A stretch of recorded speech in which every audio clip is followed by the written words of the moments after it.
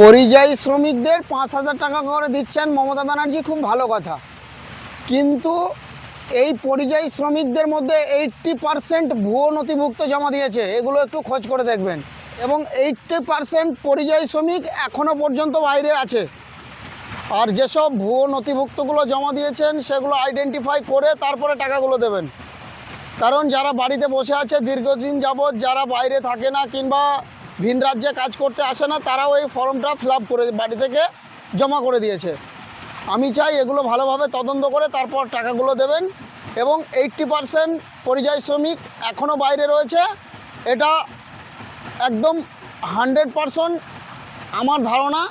কারণ 80% পরিযায়ী শ্রমিক এখনও বাড়ি যায়নি, কারণ বাংলা এখনও খালি হয়নি। বাংলার রাজপথ এখনও বিহারিরা দখল করে আছে। কলকাতার রাজপথে এখনও পর্যন্ত বিহারিরা ছাগলের চাষ করছে। তো তাদেরকে যতক্ষণ হাঁটাবেন না ততক্ষণ পরিযায়ী শ্রমিক বাংলায় ফিরে তাদের কোনো কাজ নেই, বেকার বসে থাকবে। আপনার ওই ৫,০০০ টাকায় তাদের সংসার চলবে না।